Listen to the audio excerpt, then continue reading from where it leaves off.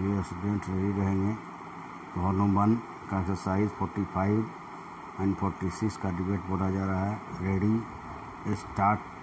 सभापति महोदय, हमारे देश में गृह मंत्रालय और गृह मंत्री का कितना महत्व है, इसका अनुमान इसी से लगाया जा सकता है कि स्वतंत्र भारत में गृह मंत्रालय का भार सरदार पटेल ने स्वयं अपने कंधों पर लिया।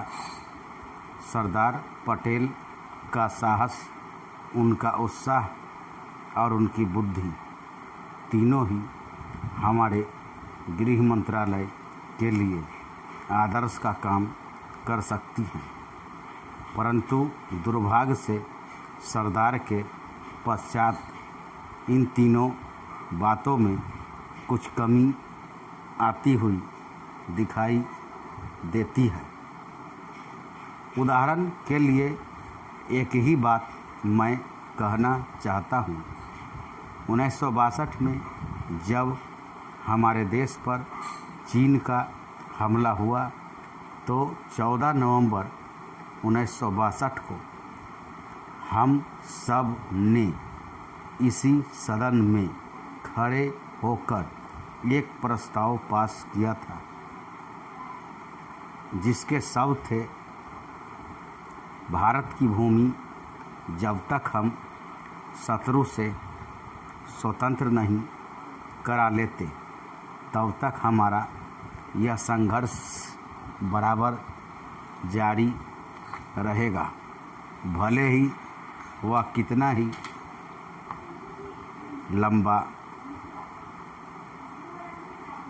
क्यों न हो।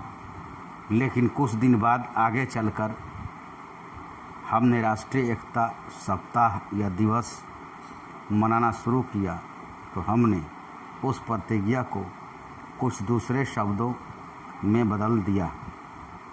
उस प्रतिज्ञा के शब्द थे, मैं अपने देशवासियों के संकल्प को दोहराता हूँ कि मैं अपने देश की स्वतंत्रता तथा एकता की रक्षा करूँगा, चाहे इसके लिए कितना ही कड़ा और लंबा संघर्ष क्यों न करना पड़े।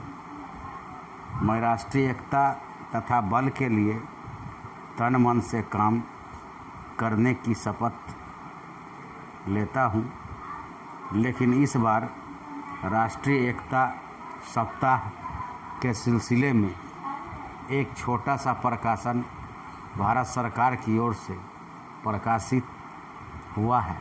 इस प्रकाशन में स्वयं इन्होंने लिखा कि 1962 में चीन द्वारा आक्रमण के बाद शपथ की भाषा में थोड़ा परिवर्तन कर दिया गया है और जो शब्द बदल दिए गए हैं उनको भी मैं सदन की जानकारी के लिए सुनाना चाहता हूँ।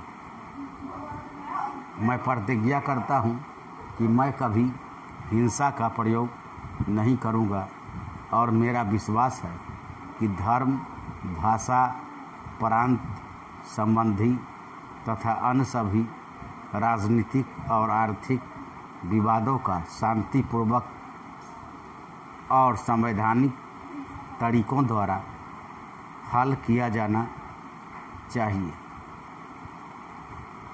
अब मैं आपके माध्यम से जानना चाहता हूँ कि 1962 में संसद ने जो निर्णय किया था, क्या भारत सरकार अपने उस निर्णय से हट रही है? अगर सरकार अपने निर्णय से हट रही है तो यह जो सरकारी प्रकाशन आया है, जिसके द्वारा 1962 की शपथ में परिवर्तन किया गया है, इसका आधार क्या है?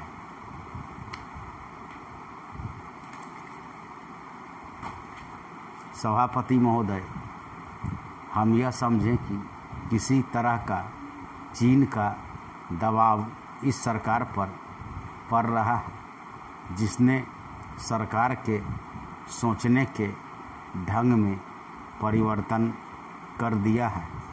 मैं गृह मंत्री से विशेष रूप से यह कहना चाहता हूं कि सरदार पटेल जिस जगह पर बैठे थे, आज आप उसी जगह पर बैठे हुए हैं और राष्ट्र की आंतरिक सुरक्षा का भार आपके कंधों पर है।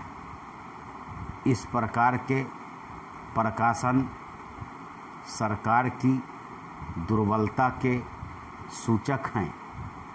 दूसरी बात, मैं सांप्रदायिक दंगों के संबंध में कहना चाहता हूँ।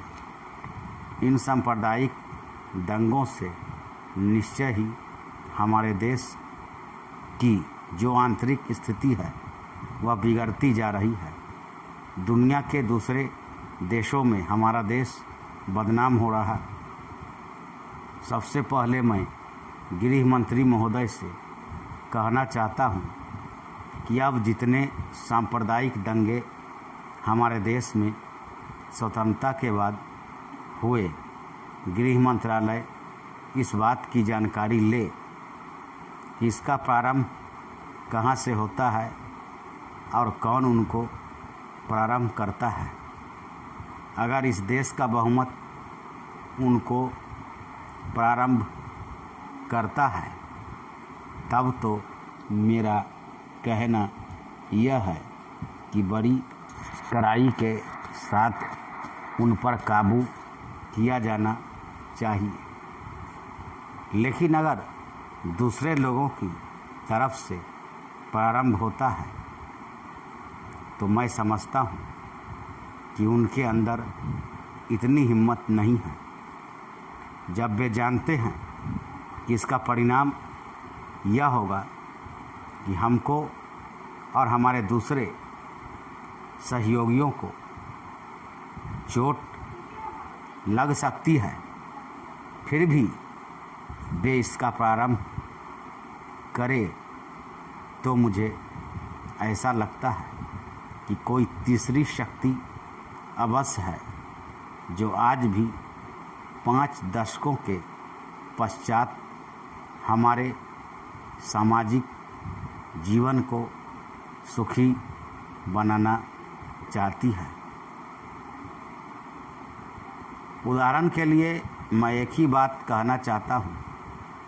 पहले गृह मंत्रालय जब अपनी वार्षिक रिपोर्ट प्रकाशित करता था, तब उसमें बतलाया जाता था कि हमारे देश में दुनिया के किस देश के कितने नागरिक रह रहे हैं। लेकिन अब शायद जानबूझकर गृह मंत्रालय ने अपनी कमी को छिपाने के लिए इन आंकड़ों को देना बंद कर दिया है। लेकिन फिर भी प्रश्नों के उत्तर में कभी कभी कुछ इस प्रकार के आंकड़े सामने आ जाते हैं। अभी हाल में जब यहाँ पूछा गया कि हमारे देश में पाकिस्तान के कितने नागरिक ऐसे हैं जो पासपोर्ट लेकर रह रहे हैं, तब उत्तर में सरकार ने बतलाया कि इस समय पासपोर्ट के आधार पर भारत में रह रहे पाकिस्तानी नागरिकों की संख्या लगभग 217,000 है। धन्यवाद।